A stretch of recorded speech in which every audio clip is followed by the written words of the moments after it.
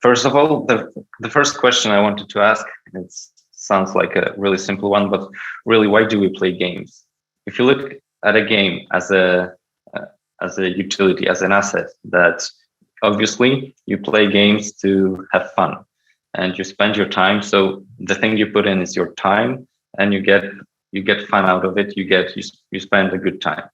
But if you think about it more, there are many more things that you get out of playing games, and the two basic ones that humans crave are gratification and excellence. So getting rewarded for performing well in a particular any kind of game, having fun, and achieving excellence, achieving mastery in something, feeling good at something, feeling that I'm the best, I can improve my skill, and I'm excellent at it. And on the other hand, we not only put our time, but also, of course, we put our skills by playing the game, by becoming better and better. By becoming better and better, we get better at a particular game, we get more gratification, more excellence. And also what came in the early 2010s, I believe, which is the free-to-play model. So money, you can put money in the game and basically get more, for example, gratification. And of course, it's a very big simplification of the whole gaming industry. However, different games tend to play on it with the proportions differently. Some games, for example, with the poorly remembered ideas of pay to win, like for example, when you pay more money, then you're better at the particular game. You get so you don't get more, you get more excellent with more fun for you. And also with better ideas as the market evolved, as the industry evolved, really with free to play. So that with current how it works currently, so when you put in your money in free to play, then you need to spend less time to get the same amount of gratification. So on the other hand, blockchain technology as a whole, of course, there are three concepts that are important here. Even if you Google it, look it up on Wikipedia, then those values that you both mentioned as well in your presentation are democratization, of course, and openness, and the idea that everyone can learn how to code smart contracts and create those decentralized apps, as well as, of course, decentralization, which is more of a technical topic, more than a theoretical value.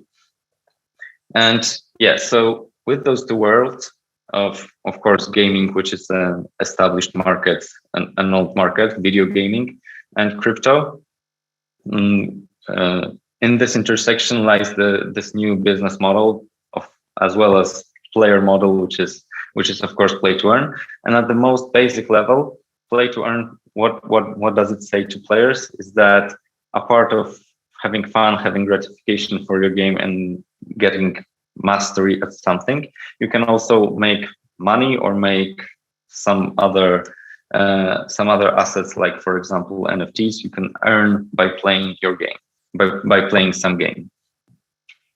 And that's the basic idea of how play to earn works and how blockchain as a tool can be utilized by game developers in this world. And I want to look at it from two perspectives, why I think it's going to stay with us for a long time, blockchain and gaming, and are going to be more and more together, combined together. First of all, players, of course.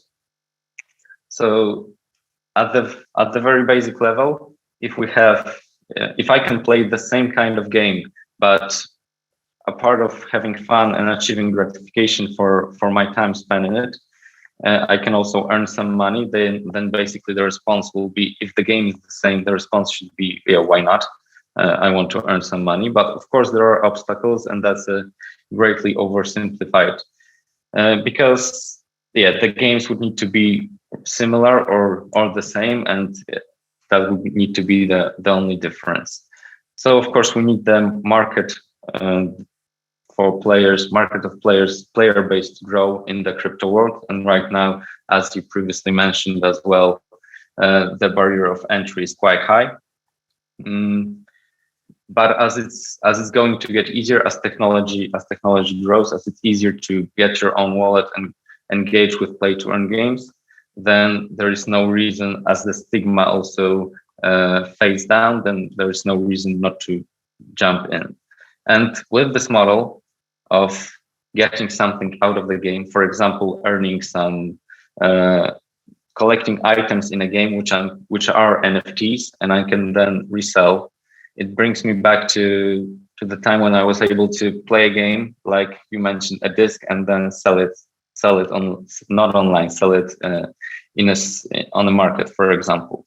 Not only the game itself, but also some in-game items that I achieved that were given to me because of my time spent, because of my skill, because of my achievements. And now I'm able to monetize that. If I don't want to play the game anymore, I can just sell it and move on. And yeah, that's the reason that players will be brought to, more and more players will be incentivized to play games that are based on blockchains, not only games like Axie Infinities, for example, but also bigger games which could utilize the technology if it's available, and if it's adopted, and if there is no more stigma of playing blockchain games. And it's going to come down to, of course, free market and supply and demand, and what players as our final users are going to like. And from the second perspective, so a more complicated one, developer perspective, with the huge market of developers out there, game developers from indie studios, which we're all, I think, focus on the most, as they want to enter the target industry, the blockchain industry, because putting yourselves in their shoes, they want to create a crypto game, hop into this playing to earn train and start creating. What do they need to focus on? Of course, gameplay development. That's what their goal is. That's what they're good at. That's where the heart is. Of course, some other aspects like graphics, of course, arts, gameplay and design, so that the game is engaging and replayable and fun. But there are many, many more technical aspects of creating a game, and even more so when creating a crypto game. And I've tried to divide it into those four main categories in the pyramid of needs of game development studio that works on a crypto game. First of all, of course, we have the engine, which is a tool for them, a tool that they're used to working with, like Unity, like Unreal Engine, like any other game engine that they already know. And yeah, that's a tool for them, which is a very complicated one, of course, with abstracting the graphic processing, abstracting the world simulation, and so on. And they want to use it, and they want to create their gameplay with their immersive experience, and that's what they're trying to focus on. But there are those two elephants in the room which need to be covered, and which are key to delivering a great play to earn game. However, that's not something they know, and that's not something they're used to creating. First of all, tokenomics, of course, which in most play to earn games are the clue of the gameplay itself, and they're interconnected. And networking and security, which is a topic I would like to talk a little bit more about, because as discussed previously as well, the fact of being able to cheat in a game, that's something that can kill a game. So, for example, here, that's a screenshot I took today from our game, which we released a few years back. It's a mobile arcade game with and this is the screenshot of the leaderboard. And here, the high score. So I was the one designing the game and coding it a few years back, as I've said. And here, my high score was around 950. Yeah, 950, something like that. And those scores that are visible here are not achievable by any human player. We've tested the game as well as we could. And here, yeah, someone was incentivized enough to cheat in the game just to be on the high end of this leaderboard at at the first place, for example, with 54,000, which is a lot more than is possible inside the game. And why did they do that? It's quite simple, for me at least. People are incentivized to cheat to get gratification. And yeah, we didn't care that they cheated because we didn't give out money to people who were on top of the leaderboard. However, and yeah, there is a saying in game that when people are care enough to cheat in your game, then you're doing something right. So we're quite glad that they cared enough to hack the game and to cheat in it. And yeah, I probably achieved some gratification for being the first on the leaderboard.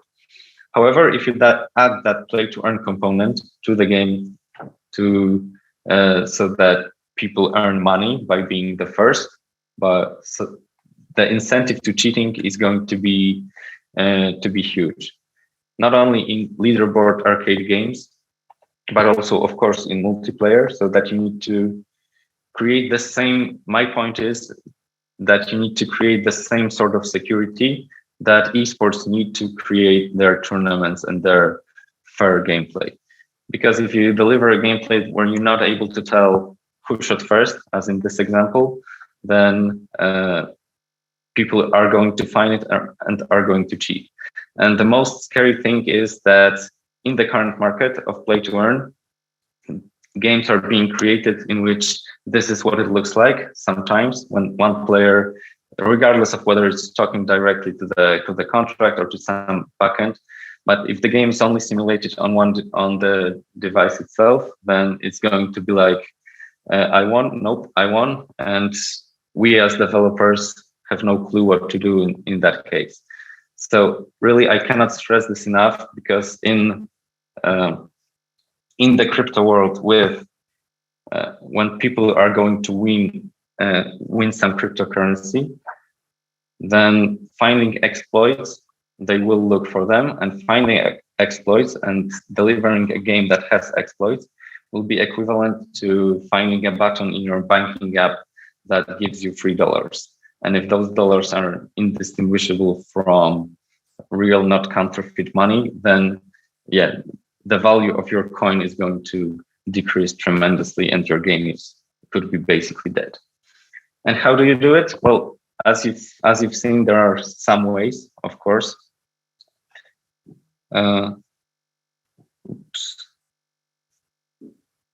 Sorry, technical issue. Okay, nope.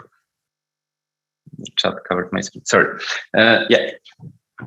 So one of the ways is to deliver your game and to program your game just as you would an esports game, with, of course, server-side execution and server authority with cloud hosting and scaling. And you would need to be able to sign it cryptographically and work on that. And yeah, we can elaborate about that a little more. But what I want to focus on is that it's not something that the game dev studio, typical Web2, I would say, game dev studio wants. The indie studios want to create immersive gameplays, fun gameplays that give people their fun, their replayability, their great design, and not those things connected to technicalities. They treat those as basics in their pyramids of needs, as things that should be delivered to them and that they should utilize when working on what they're good at and what they want to do. Yeah, and I believe with those tools available to download as, for example, as SDKs or as Elympics with what we've created here, those two worlds are not only the gaming and crypto world, but also the world with similar proportions of game developers and crypto developers, that those do not need to be separate. And we believe that every developer that knows how to use their game engine, like Unity, should be able to use tools that, for example, we deliver, so that the market is democratized and that everyone can hop in and start working even with the simplest experiences, but already integrate, already fair, already secure by design, by architecture design, so that they can work on their game and they can deliver the secure, state-of-the-art secure multiplayer in the web with essential smart contracts, something they can start with. For example, mutual bets of we're playing competitive Pac-Man with in real time with multiplayer. Who achieves the best score? Of course, we can. It's a real-time multiplayer, so we can interact in the game. And yes, and mutual betting, the winner gets the reward, for example. And they should be able to deliver early and often, so that they can start building their community. They can start interacting with players and their future users, and start building upon that. Start delivering, working on their tokenomics later once they're sure they want to engage with the play to earn market and they have a taste of it, and they already create a game that works for them and that brings people to play. And of course, with that, server authoritative design, which should be a tool for them and not something they have to work on, they have to deliver. And of course, scaling the game as they win. So scaling that also shouldn't be something they need to worry about. Scaling the servers and scaling the gameplay as well should just work. And that's what we've built. That's what we've created in Olympics. So you can use our SDK, download it and put it in your Unity world and make your game multiplayer, make your game executed in the cloud, signed, and then with the results created on the blockchain. Yeah, and if you want to jump right in, then you can visit our website or hit me up on Telegram, and we can onboard you. Thank you very much. That's it from me.